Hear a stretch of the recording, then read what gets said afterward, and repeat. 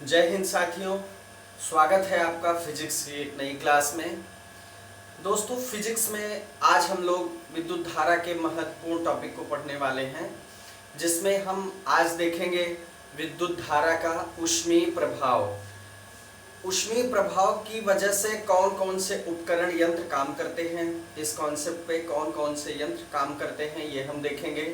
इसके बाद महत्वपूर्ण विद्युत उपकरणों के बारे में जानेंगे।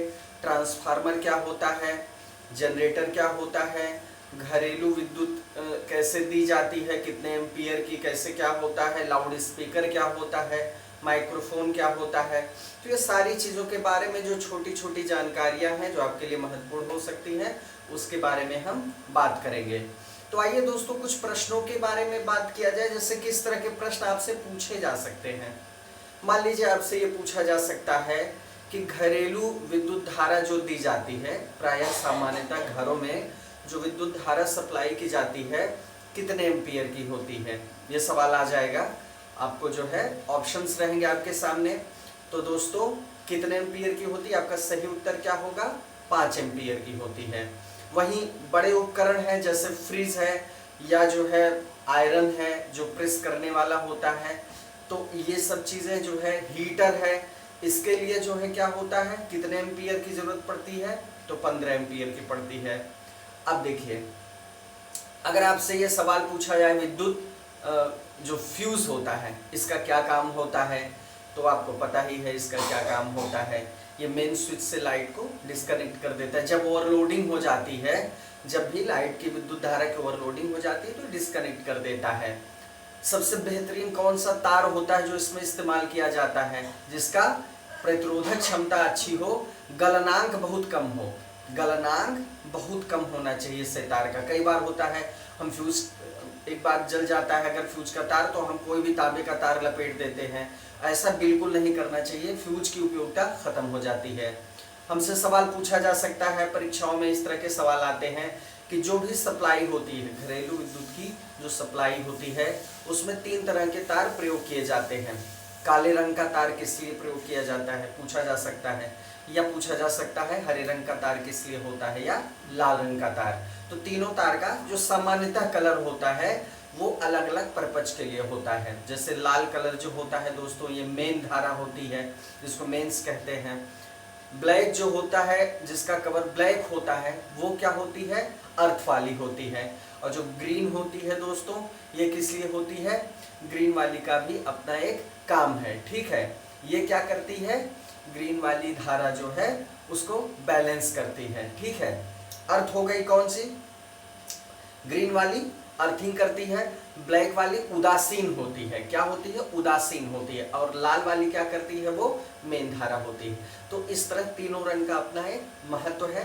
इन सारी चीजों को हम लोग देखेंगे। इस तरह के सवालों से आपको समझ में आ गया होगा कि किस तरह हमारा टॉपिक है और कितना महत्वपूर्ण है। आइए हम शुरू करते हैं अपना टॉपिक। हमारा टॉपिक क्या है दोस्तों, विद्युत धारा का ऊष्मीय प्रभाव। विद्युत धारा का ऊष्मीय प्रभाव, ठीक है, ये हमारा टॉपिक है। चलिए शुरू करते हैं दोस्तों, ठीक है। अब देखिए, जो चालक होता है, कोई भी कंडक्टर होता है, जो उसका प्रतिरोध होता है, उसमें जो प्रतिरोध विद्यमान होता है, वो धारा के प्रवाह में क्या डालता है, रुकावट डालता है। अब देखिए ऊष्मीय प्रभाव कैसे पैदा होता है ये समझिए, ठीक है। जो चालक का प्रतिरोध होता है, कोई भी जो कंडक्टर होता है, कंडक्टर, ठीक है, का प्रतिरोध, चालक का प्रतिरोध जो होता है वो धारा बहने में रुकावट डालता है। धारा बहने में, विद्युत धारा को बहने में क्या करता है, रुकावट डालता है, ठीक है। जिससे क्या होता है, गतिशील इलेक्ट्रॉन, जिससे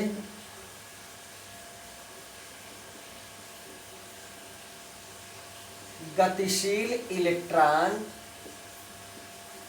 दोस्तों क्या है, गतिशील जो इलेक्ट्रॉन होते हैं निरंतर चालक के परमाणुओं से टकराते रहते हैं, निरंतर चालक के परमाणुओं से टकराते हैं। ठीक है, अब देखिए प्रतिरोध धारा बहने में रुकावट डालता है। ठीक है, तो क्या होता है, जो गतिशील इलेक्ट्रॉन है, जो गतिशील इलेक्ट्रॉन है वो किससे टकराते हैं, चालक के परमाणु से टकराते रहते हैं। ये विद्युत धारा की बात हो रही है, विद्युत धारा के जो है इलेक्ट्रॉन किससे टकरा रहे हैं, चालक के परमाणुओं से रगड़ खा रहे हैं, टकरा रहे हैं, ऐसे समझिए। ठीक है, अब देखिए इस प्रक्रिया में क्या होता है, अब इस टकराहट में क्या होता है, इस प्रक्रिया में अपनी ऊर्जा, ठीक है, तथा इस प्रक्रिया में अपनी ऊर्जा चालक के परमाणु को स्थानांतरित कर देते हैं, तथा इस प्रक्रिया में अपनी ऊर्जा चालक के परमाणुओं को स्थानांतरित कर देते हैं, स्थानांतरित कर देते हैं। मतलब विद्युत धारा के इलेक्ट्रॉन है वो किसको ट्रांसफर कर देंगे, अपनी एनर्जी चालक के परमाणुओं को ट्रांसफर कर देंगे। ठीक है, स्थानांतरित कर देंगे। अब इस कारण क्या होता है दोस्तों, जब ये चालक के परमाणुओं में ये ऊर्जा आ जाती है तब क्या होता है, इस कारण चालक का ताप बढ़ जाता है। जो भी कंडक्टर होता है, चालक का ताप क्या होता है, बढ़ जाता है। और इसके बाद क्या होता है, यही जो बढ़ना है, चालक के ताप बढ़ने की इस घटना को, चालक के ताप बढ़ने की इस घटना को क्या कहते हैं, विद्युत धारा का ऊष्मीय प्रभाव कहते हैं। अब समझिए क्या है, बहुत सरल है, समझ में आ गया होगा। कोई कंडक्टर है दोस्तों, उससे होकर विद्युत धारा प्रवाहित हो रही है, तो विद्युत धारा प्रवाहित होने से जो इलेक्ट्रॉन निकलेंगे, इलेक्ट्रॉन क्या होंगे, इलेक्ट्रॉन उस कंडक्टर के परमाणुओं से बार बार टकराते रहते हैं। क्यों टकराते हैं, क्योंकि चालक का जो प्रतिरोध होता है, रेसिस्टेंस होता है, वो धारा को जितना संभव हो सके रोकने की कोशिश करता है, वो रुकावट डालता है। तो टकराहट होगी, रगड़ होगी, घर्षण होगा। तो उसकी वजह से क्या होता है, इस प्रक्रिया में फिर क्या होता है, जो इलेक्ट्रॉन होते हैं अपनी ऊर्जा चालक के जो एटम्स होते हैं, परमाणु होते हैं, उनको ट्रांसफर कर देता है। ठीक है, इस प्रक्रिया में वो अपनी ऊर्जा चालक के परमाणु, जो कंडक्टर है जैसे तार है, तो वो तार के परमाणुओं को अपनी ऊर्जा जो है ट्रांसफर कर देगा। अब इसकी वजह से क्या होगा, चालक का ताप बढ़ जाएगा। मतलब तार का अगर उदाहरण हम लोग ले रहे हैं तो चालक का या तार का ताप बढ़ जाएगा। इसकी वजह से क्या होता है, चालक के ताप बढ़ने की ये घटना क्या कहलाती है, ऊष्मीय प्रभाव। किस चीज का ऊष्मीय प्रभाव, विद्युत धारा का ऊष्मीय प्रभाव। समझ में आ गया दोस्तों, एकदम क्लियर है, इसमें कोई कंफ्यूजन नहीं होगा। आइए आगे बढ़ते हैं। जब हम इसके उदाहरण देखेंगे दोस्तों तो आपको बहुत अच्छे से जो बचा खुचा है सब क्लियर हो जाएगा। ठीक है,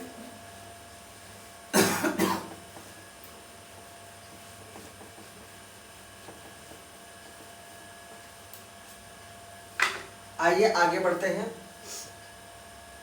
ठीक है, अब कुछ घरेलू उपकरण हम देखेंगे। ऊष्मीय प्रभाव पर आधारित कुछ घरेलू उपकरण। ठीक है, ऊष्मीय प्रभाव पर आधारित कुछ घरेलू उपकरण। आइए देखते हैं वो कौन कौन से घरेलू उपकरण हैं जो इस जो है प्रभाव पे आधारित है। ठीक है, अब देखिए पहला है जैसे विद्युत हीटर। दोस्तों हीटर में नाइक्रोम का तार होता है और जैसा कि हमने बताया तार को आप चालक मान लीजिए, तो अगर उस चालक से या उस तार से विद्युत धारा प्रवाहित होती है तो इलेक्ट्रॉन किससे टकराएंगे? उस तार के परमाणुओं से टकराएंगे। क्लियर हुआ? तो वो जो प्रतिरोध होगा इसका, इस तार का प्रतिरोध अधिक होता है। ठीक है, गलनांक जो है क्या होगा, नहीं गलनांक की बात यहाँ नहीं। तो क्या होगा दोस्तों, यहाँ पर क्या होगा, अब देखिए जब अणु उसके जो है इलेक्ट्रॉन इसके परमाणु से टकराएंगे तो उस घटना में क्या होगा, प्रतिरोध उत्पन्न होगा। फिर क्या करते हैं, इस प्रक्रिया में इलेक्ट्रॉन जो होते हैं वो क्या करते हैं, अपने ताप को ट्रांसफर कर देते हैं चालक के परमाणु में। चालक के परमाणु मतलब वो जो तार उसमें लगा हुआ है उसका ताप बढ़ जाएगा। ताप बढ़ जाएगा तो आपको हीट मिलेगी। आप देखते हैं कितनी जल्दी वो लाल हो जाता है। ठीक है, क्लियर हुआ? तो यही है ऊष्मा का प्रभाव, किसका, विद्युत धारा का। ठीक है, विद्युत हीटर हो गया। इसी तरह विद्युत प्रेस भी गर्म होता है। विद्युत प्रेस हो गया, ऊष्मीय प्रभाव ही इसमें काम करेगा, आपको पता है। बल्ब हो गया, ट्यूबलाइट हो गई। क्लियर हुआ? तो ये सारे जो घरेलू उपकरण हैं किस सिद्धांत पे काम करते हैं, विद्युत धारा के ऊष्मीय प्रभाव के सिद्धांत पे काम करते हैं। अब इनको थोड़ा थोड़ा सा देख लेते हैं, इनको थोड़ा थोड़ा सा पढ़ लेते हैं, समझ लेते हैं, क्योंकि सवाल पूछा जाता है। पहला है दोस्तों विद्युत हीटर। अब विद्युत हीटर के बारे में देखते हैं। इसमें एक खांचेदार प्लेट होती है, इसमें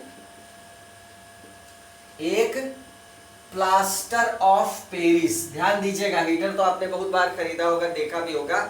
जो खांचा होता है दोस्तों किसका बना होता है, प्लास्टर ऑफ पेरिस का बना होता है। तो इसमें एक प्लास्टर ऑफ पेरिस से बना हुआ खांचा, खांचे नुमा, एक तरह से खांचे नुमा प्लेट होता है। ठीक है, खांचे नुमा प्लेट होता है। और उसके बाद क्या होता है, इसमें मिश्र धातु नाइक्रोम, इसमें मिश्र धातु नाइक्रोम। अब दोस्तों नाइक्रोम जो है किसका वो है, नाइक्रोम किसका है, यह है मिश्रण है निकिल और क्रोमियम का, मिश्र धातु नाइक्रोम। तो कोष्टक में हम लिख देंगे निकिल प्लस क्रोमियम, इसको मिला के बनता है नाइक्रोम। ठीक है, मिश्र धातु नाइक्रोम का एलिमेंट लगा होता है, का एलिमेंट लगा होता है। अब देखिए हीटर आपने देखा होगा, जो खांचेनुमा बर्तन हो प्लास्टर ऑफ पेरिस का बना है, और उसमें जो एलिमेंट लगा होता है जो जलता है, लाल तत्व होता है, वो किसका बना होता है, नाइक्रोम का, जो निकिल और क्रोमियम की मिश्र धातु है। ठीक है, अब देखिए अत्यधिक प्रतिरोध होने के कारण, अत्यधिक प्रतिरोध होने के कारण, देखिए मैंने पहले ही बताया प्रतिरोध बहुत अधिक होता है जब इससे विद्युत धारा गुजारी जाती है, जब इससे विद्युत धारा गुजारी जाती है, तो यह लाल तप्त हो जाता है। ठीक है, लाल तप्त हो जाता है। क्लियर हुआ? और अत्यधिक ऊष्मा देता है, और आपने देखा होगा अत्यधिक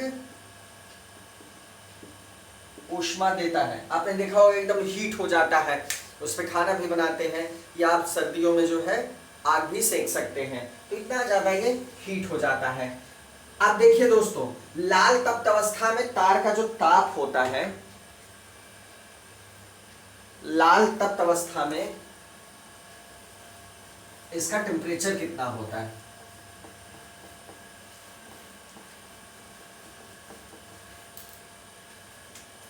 लाल तप्त अवस्था में,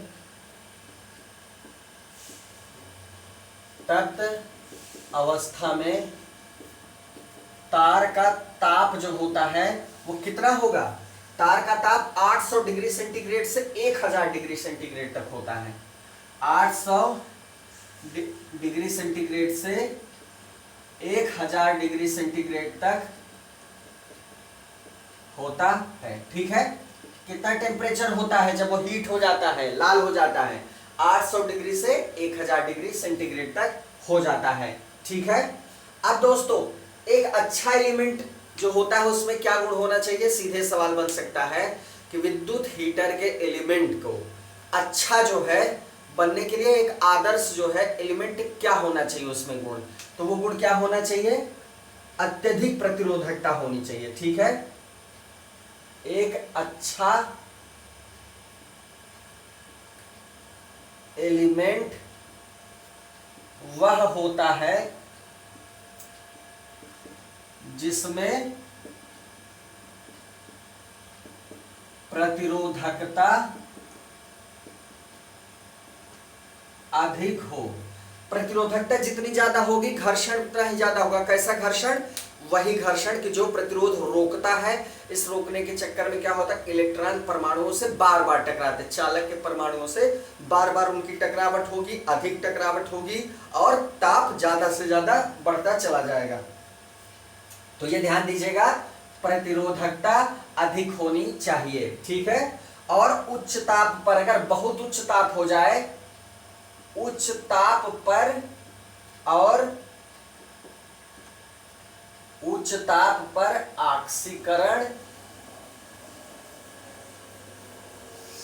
नहीं होना चाहिए। अब ध्यान दीजिएगा, अगर बहुत हाई टेम्परेचर हो तो उसका ऑक्सीकरण नहीं होना चाहिए, क्योंकि आपको पता है ऑक्सीकरण हो जाता है तभी तार जल जाता है। ठीक है, तो ये दो गुण होना चाहिए, प्रतिरोधकता अधिक होनी चाहिए और उच्च ताप होने पे ऑक्सीकरण या ऑक्सीडेशन उसका नहीं होना चाहिए। क्लियर हो गया? चलिए, ये आपका कंप्लीट हो गया। विद्युत हीटर हमने देख लिया। इससे प्रश्न दो तीन तरह के पूछा जाता है। जैसे पूछा जाता है कि जो है विद्युत हीटर किस सिद्धांत पे काम करता है, तो विद्युत धारा के उसमें प्रभाव पे काम करता है। और क्या पूछा जा सकता है? ये पूछा जा सकता है कि इसमें जो है कौन सी धातु का तार प्रयोग किया जाता है। जैसे बल्ब में पूछा जाता है टंगस्टन का तार होता है, और इसमें पूछा जाता है नाइक्रोम का तार होता है, तो निकिल और क्रोमियम की मिश्र धातु का तार इसमें प्रयोग किया जाता है। और एक आदर्श जो एलिमेंट होता है नाइक्रोम का तार होता है, उसमें क्या गुण होना चाहिए? तो प्रतिरोधकता उच्च होनी चाहिए और उच्च ताप पर उसका ऑक्सीकरण नहीं होना चाहिए। क्लियर हो गया? चलिए आप देखेंगे विद्युत प्रेस। ठीक है, विद्युत प्रेस, इलेक्ट्रिक आयरन इसको कहते हैं दोस्तों। ये जो है देखिए अभ्रक होता है, उसके ऊपर नाइक्रोम का तार लिपटा होता है।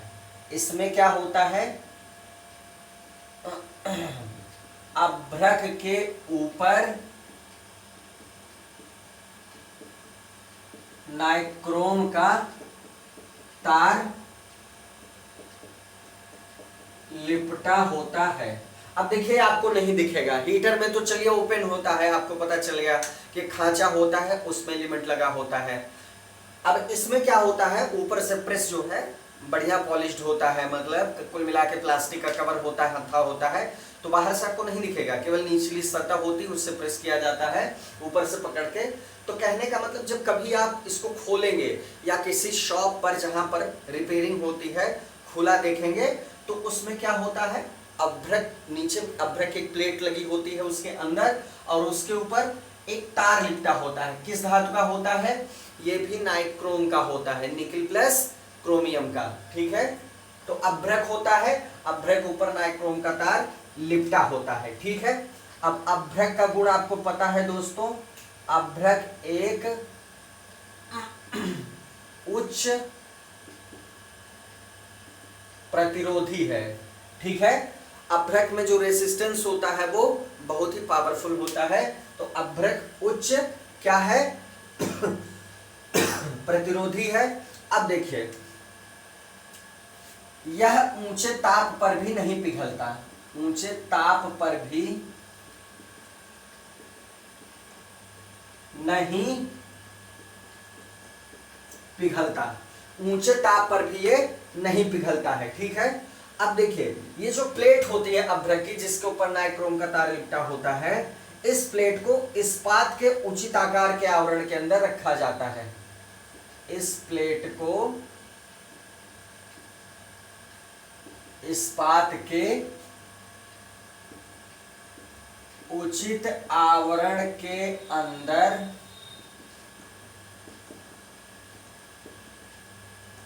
रखा जाता है। इसका मतलब क्या हुआ, देखिए सबसे अंदर जो होता है अभ्रक का एक प्लेट होता है, उसके ऊपर नाइक्रोम का तार लिपटा होता है, फिर उसको जो है इस्पात का एक प्लेट होता है और उसी साइज में जो है उसको फिट किया जाता है, फिर ऊपर से प्लास्टिक वगैरह लगा होता है जिसको आप पकड़ के हत्थे से प्रेस करते हैं। ठीक है, तो इस्पात से ये कवर होता है। इस आवरण के ऊपर क्या होता है, कुचालक पदार्थ का हत्था लगा होता है। इस आवरण के ऊपर कुचालक पदार्थ का हत्था लगा होता है। कुचालक पदार्थ का क्या लगा होता है, हत्था लगा होता है। क्लियर हुआ। अब देखिए दोस्तों, जब इसमें धारा प्रवाहित की जाती है, जब तार में धारा प्रवाहित की जाएगी तो क्या होगा, नाइक्रोम के तार में धारा प्रवाहित की जाएगी तो क्या हो जाएगा, गर्म हो जाएगा, जिससे क्या हो जाता है, पूरा आवरण गर्म हो जाता है और कपड़ा प्रेस हो जाता है, कपड़ा प्रेस हो जाता है। ठीक है, यह हो गया विद्युत प्रेस। इसमें भी नाइक्रोम का तार यूज होता है और किस तरह ये काम करता है हमने देखा। ठीक है,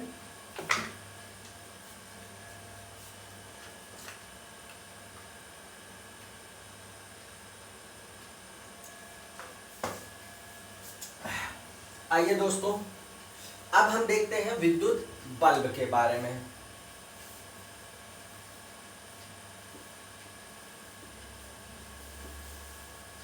विद्युत बल्ब, सबसे पहले जान लीजिए कि इसका आविष्कार जो है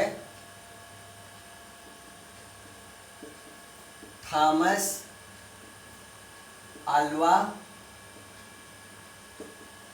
एडिसन ने किया था। ठीक है, थॉमस अल्वा एडिसन ने इसका आविष्कार किया था। अब इसमें देखिए सवाल क्या बनता है, किसने आविष्कार किया था। दूसरा सवाल क्या बनेगा इसमें, किस धातु का एलिमेंट इसमें लगा होता है। ठीक है, इसमें टंगस्टन धातु का,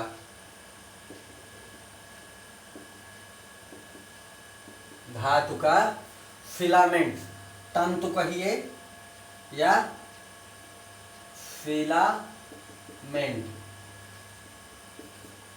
लगा होता है। बल्ब में किस धातु का फिलामेंट लगा होता है या तंतु लगा होता है, इसका टंगस्टन धातु का। ठीक है, क्लियर हुआ। अब देखिए दोस्तों, टंगस्टन धातु के तार का ऑक्सीकरण न हो जाए, ऑक्सीडेशन न हो जाए, इस वजह से क्या होता है, ऑक्सीडेशन हो जाएगा, जल जाएगा, वो टूट जाएगा जल के। तो इसमें क्या भरा जाता है, बल्ब के अंदर निर्वात कर दिया जाता है। ठीक है, अब देखिए टंगस्टन के ऑक्सीकरण को रोकने के लिए, टंगस्टन के ऑक्सीकरण को रोकने के लिए बल्ब के अंदर निर्वात कर दिया जाता है। ठीक है, क्या कर दिया जाता है, वैक्यूम कर दिया जाता है, वैक्यूम कर दिया जाता है, निर्वात कर दिया जाता है। ठीक है, अब देखिए निर्वात भी होता है, कभी कभी क्या होता है दोस्तों, कभी कभी पूर्णतः निर्वात नहीं किया जाता, कभी कभी, दोनों चीज आप समझ लीजिए, पूर्णतः निर्वात न करके क्या किया जाता है, नाइट्रोजन या आर्गन या आर्गन गैस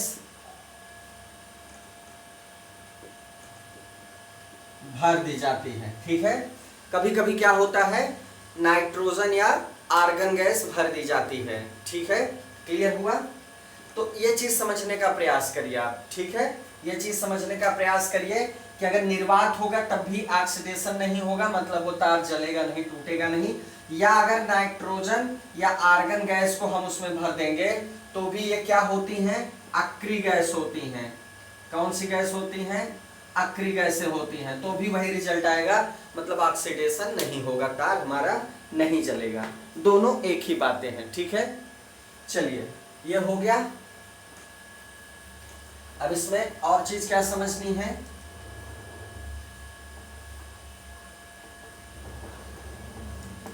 इसमें और चीज क्या समझनी है।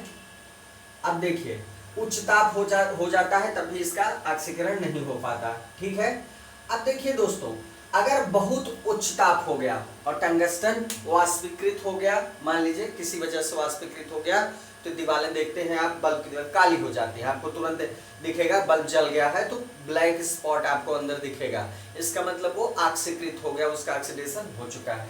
ठीक है, क्लियर हुआ? अब देखिए, टंगस्टन धातु का प्रयोग क्यों किया जाता है ये जान लीजिए। अगर ये सवाल पूछे, टंगस्टन धातु का ही प्रयोग क्यों किया जाता है, धातु का प्रयोग क्यों किया जाता है, ये सवाल बन सकता है। उसके गलनांक उच्च होने के कारण, उसके मतलब आसानी से गलेगा भी नहीं, उच्च गलनांक होने की वजह से किया जाता है, किया जाता है, उच्च गलनांक होने की वजह से किया जाता है। मतलब क्या हुआ, कितना है गलनांक इनका, इसका 35,000 डिग्री सेंटीग्रेड, मतलब 3500, यहाँ पर 3500। ठीक है, 3500 डिग्री सेंटीग्रेड टेम्परेचर होगा तब जाके गलेगा, तो बहुत ज्यादा टेम्परेचर है। ठीक है, काफी उच्च गलनांक है। अब दोस्तों देखिए, धारा प्रवाहित किए जाने पर, जब इसमें धारा प्रवाहित की जाती है, तो धारा प्रवाहित किए जाने पर क्या होता है, जब इसमें धारा प्रवाहित की जाती है तो 1500 से 2500 तक हो जाता है। तंतु का ताप, तंतु का जो ताप होता है 1500 डिग्री सेंटीग्रेड से 2500 डिग्री सेंटीग्रेड तक हो जाता है। अब देखिए कितना है गलनांक, 3500 है, 1500 से 2500 तक ही जा पाता है, तो इसलिए गलनांक काफी उच्च है, वहां तक ये नहीं पहुंच पाता। ठीक है, क्लियर हुआ? चलिए अब दोस्तों देखिए, जो साधारण बल्ब है वैसे अप्रयोग में बहुत कम है या बिल्कुल ना के बराबर है। बल्ब से जो है, साधारण बल्ब से हम CFL पर आए और CFL से आगे आके हम इस समय LED पे चल रहे हैं। जो नई तकनीक है वो LED है। ठीक है, लाइट इमिटिंग डायोड।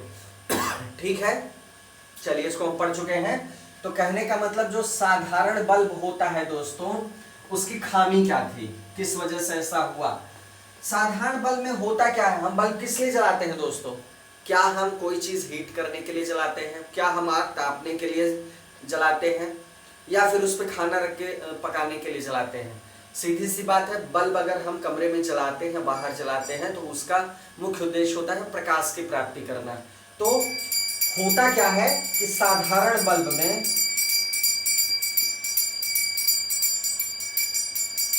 साधारण बल्ब में क्या होता है दोस्तों, दी गई जो विद्युत ऊर्जा होती है, दी गई जो विद्युत ऊर्जा होती है उसका 5 से 10% भाग, ऊर्जा का 5 से 10% भाग ही प्रकाश ऊर्जा में परिवर्तित हो पाता है।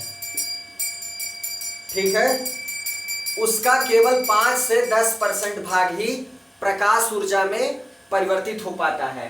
इसका मतलब क्या हुआ कि बहुत सारी ऊर्जा किसमें वेस्ट हो जाती है। अब देखिए 10% भी अगर मैक्सिमम मान लें तो 90% जो होता है वो ऊष्मीय ऊर्जा में बदल जाती है। साधारण बल्ब को आपने देखा होगा दोस्तों, उसको छू के देखिए, अगर काफी देर से जल रहा है छू के देखिए आप जल जाएंगे बुरी तरह से। तो ये एक तरह से तकनीकी खामी थी जिसको दूर किया गया अगली पीढ़ी के बल्ब में, जैसे अब एलईडी वगैरह है इसमें ये कमी दूर कर ली गई। कहने का मतलब ये है कि जलाते हम प्रकाश के लिए थे, लेकिन उससे कहीं ज्यादा कई गुना हमको मिलती थी उसमें ऊष्मा, जो कि वेस्ट हो जाती, उसका कोई मतलब नहीं निकलता था। ठीक है, बात समझ में आई दोस्तों। तो इस तरह कहने का मतलब यह है कि विद्युत बल्ब इस तरह, साधारण बल्ब इस तरह काम करता है। ठीक है, चलिए विद्युत बल्ब या साधारण बल्ब हमने देख लिया। अब आते हैं किस पे, ट्यूबलाइट पे।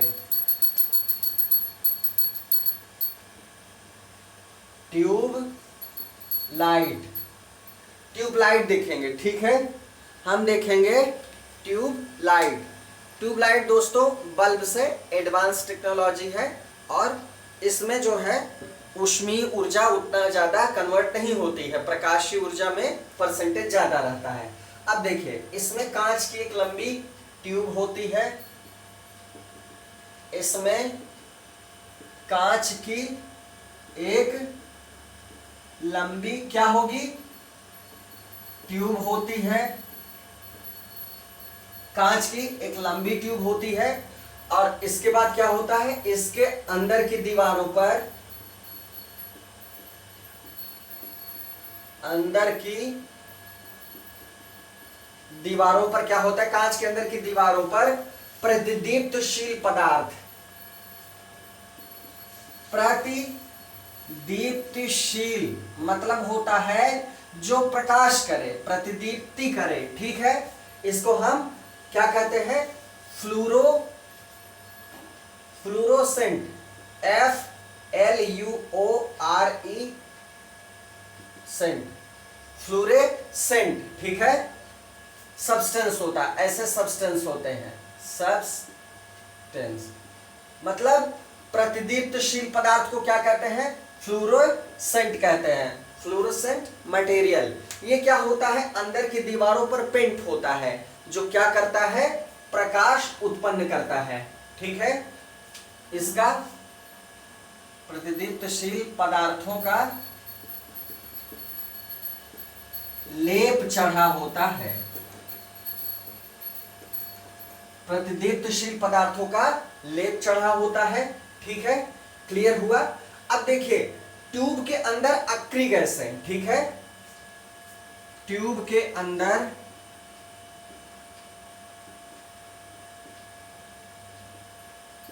अक्रिय गैसें जैसे आर्गन, ठीक है, किसके साथ भर देते हैं, कुछ पारे के साथ,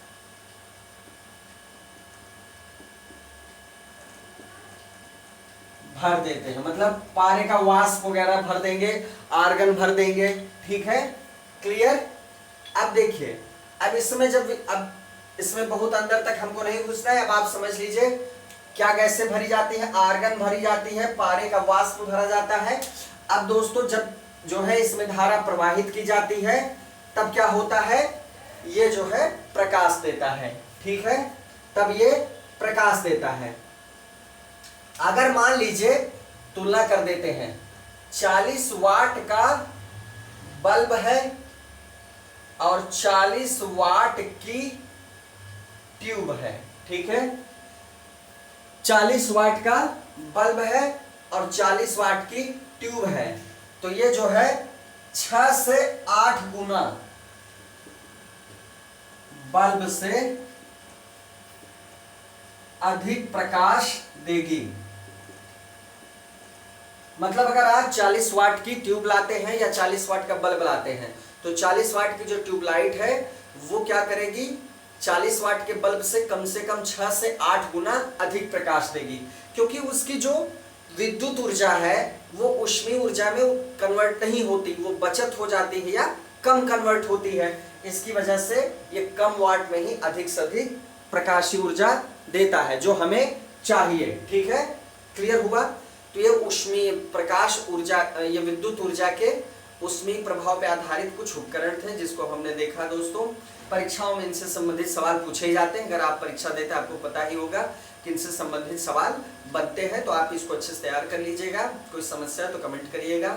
और बाकी जो है अगले वीडियो में और चीज़ों को देखेंगे दोस्तों इससे संबंधित। तो आज के लिए इतना ही दोस्तों, मिलते हैं अगले वीडियो में। जय हिंद, जय भारत।